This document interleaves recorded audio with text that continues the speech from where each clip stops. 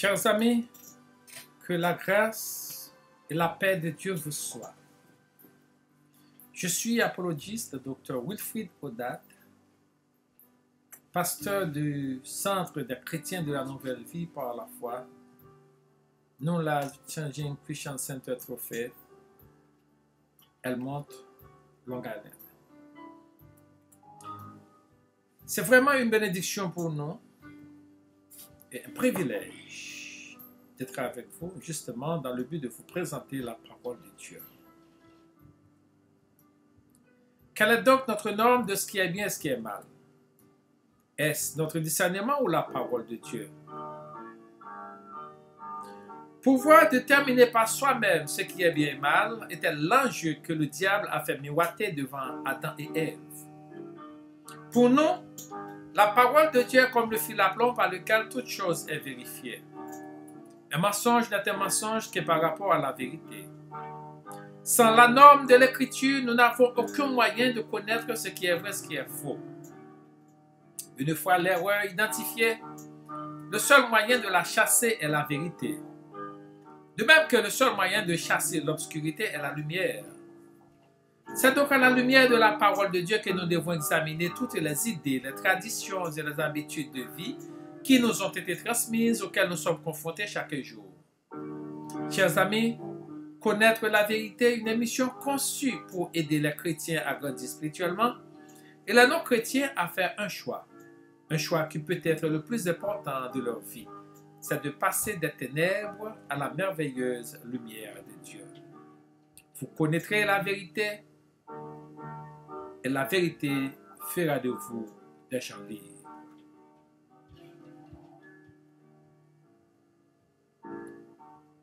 Encore une fois, je vous salue dans le précieux nom de notre Sauveur et Seigneur Jésus-Christ. Et je tiens à vous rappeler que vous êtes en train de suivre l'émission Connaître la vérité, une émission qui est patronnée par Centre des chrétiens de la Nouvelle Vie par la foi, encore une fois, dont je suis pasteur. Notre dialogue du jour se trouve au passage suivant, Exode chapitre 20, les versets 1er jusqu'au verset 6e. Je lis pour vous.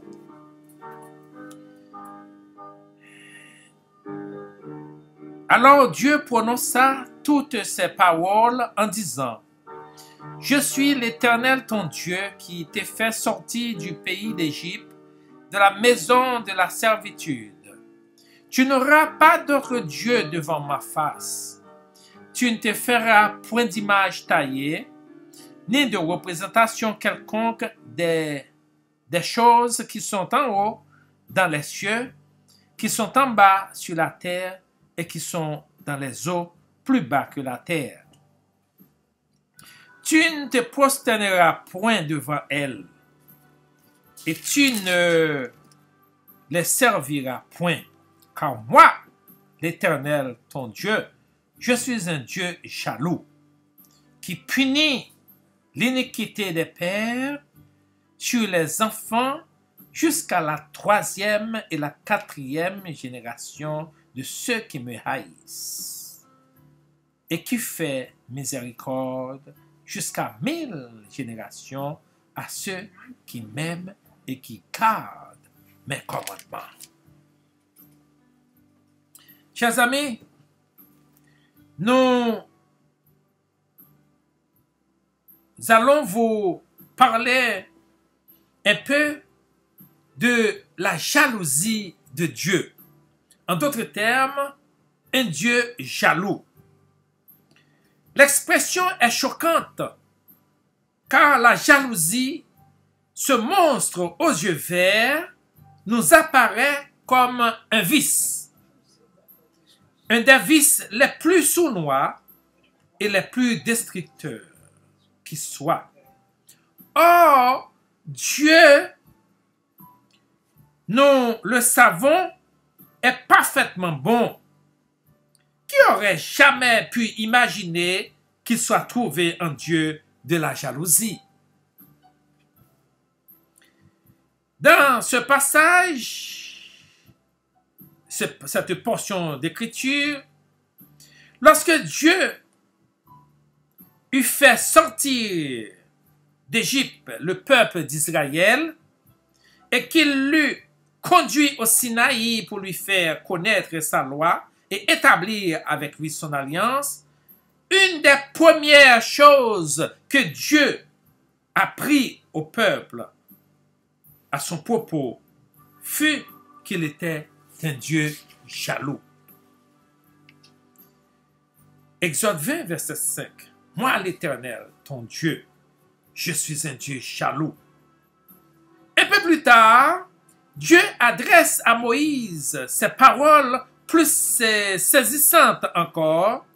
L'Éternel porte le nom de jaloux et il est un Dieu jaloux. Exode 34, verset 14. Quelle est donc la nature de la jalousie divine? Comment se fait-il que la jalousie puisse être vertu chez Dieu et vice chez l'homme? Comment pouvons-nous louer Dieu pour sa jalousie? Lorsque la Bible parle de la jalousie de Dieu, elle utilise un vocabulaire anthropomorphique, c'est-à-dire qu'elle utilise pour décrire Dieu un vocabulaire emprunté à la vie des hommes. La Bible est remplie d'anthropomorphisme. Elle parle du bras, de la main et du doigt de Dieu, de ses oreilles, de sa vue, sa colère. C'est parce que le vocabulaire qui s'applique à notre propre vie, la vie humaine, est le moyen le plus approprié dont nous disposons pour recevoir ce que Dieu veut nous communiquer le concernant. Il existe chez les hommes deux sortes de jalousie, chers amis, dont une seule est un vice. Il y a une jalousie qui est une disposition d'esprit que l'on peut résumer en ces termes. Je désire ce que tu as et je te hais parce que je ne le possède pas. Ça, c'est un vice, c'est une jalousie qui est de très mauvaise. C'est un genre d'animosité infantile qui naît d'une convoitise à laquelle a laissé libre cours et qui se manifeste par l'envie, la méchanceté et la moquerie et la mesquinerie. C'est une jalousie terriblement puissante car elle se nourrit d'orgueil et elle nourrit l'orgueil, cette racine de notre déchéance. Il y a dans la jalousie un élément obsessionnel, maladif, capable, si on lui donne libre cours, de détruire totalement un individu par ailleurs solide. Il existe un autre genre de jalousie qui se traduit par une ardeur extrême, c'est-à-dire une ardeur extrême à protéger une relation d'amour ou à la venger lorsqu'elle a été brisée. Cette jalousie se rencontre dans le domaine sexuel. Mais elle n'a rien à voir avec la réaction aveugle d'un orgueil blessé. Elle apparaît plutôt comme un fruit de l'attachement conjugal. Le professeur Tasker écrivait que des époux qui n'éprouveraient aucune jalousie si une tierce personne, amoureux ou amant, s'introduisait dans leur foyer manquerait certainement de sens moral, c'est-à-dire l'essence même du mariage est son caractère exclusif. Cette jalousie est une vertu. Dans l'Ancien Testament, la loi reconnaissait la légitimité d'une telle jalousie et prévoyait un recours au jugement.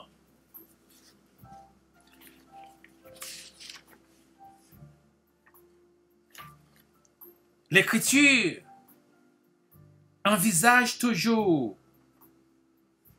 la jalousie de Dieu sous cet angle, c'est-à-dire sous l'angle de l'amour que Dieu porte à son peuple dans le cadre de l'alliance. L'Ancien Testament considère l'alliance de Dieu avec le peuple d'Israël comme un mariage, avec tout ce que ce terme implique, d'amour et de loyauté.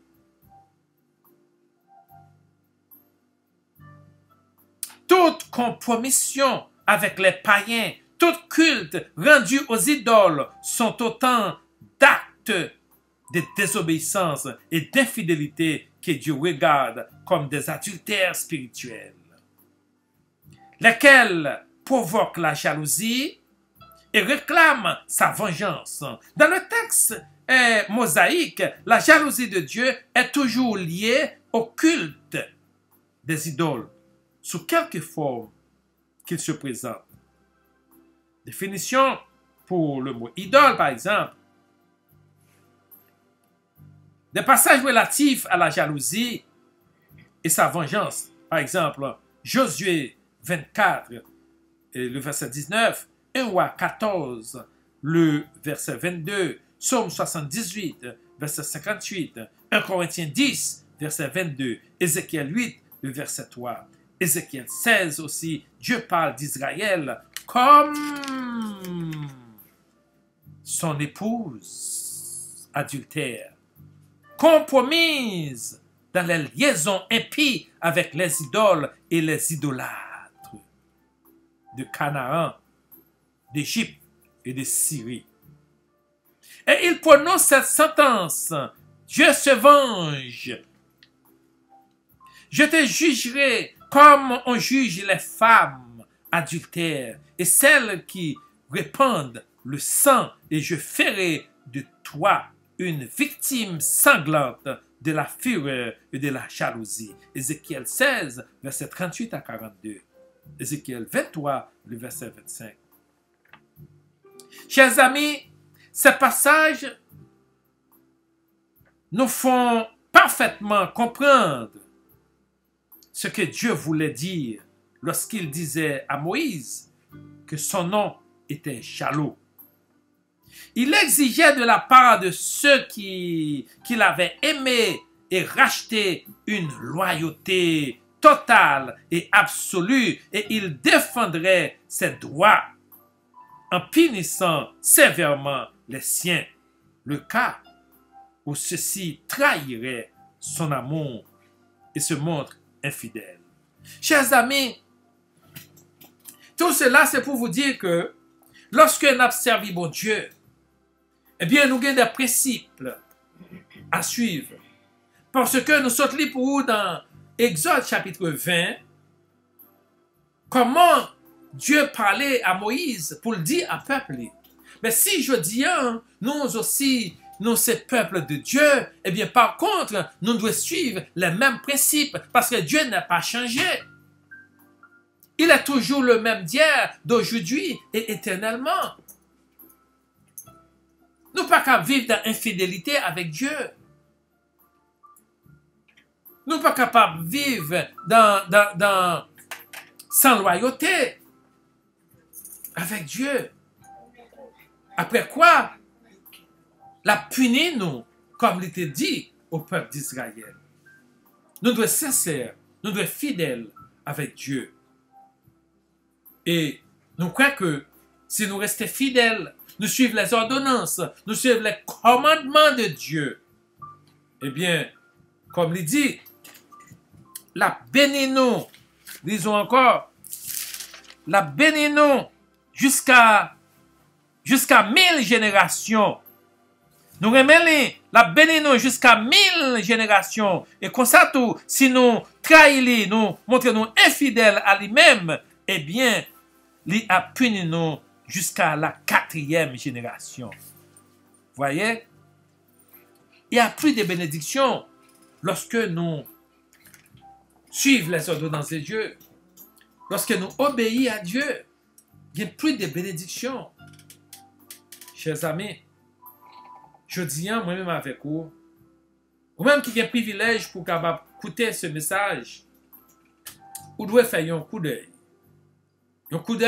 rétrospectif de vous-même, pour voir combien de fois ou infidèle ou déloyal avec Dieu. Ou maintenant, vous capable de faire un inventaire avec propre tête, pour capable rentrer, pour capable suivre les normes, les principes, et comme ça, bon Dieu, il va pas le venger nous, mais au contraire, il va jeter bénédiction sur nous abondamment. Qu'il en soit ainsi pour vous, chers amis. À la prochaine. Que Dieu vous bénisse.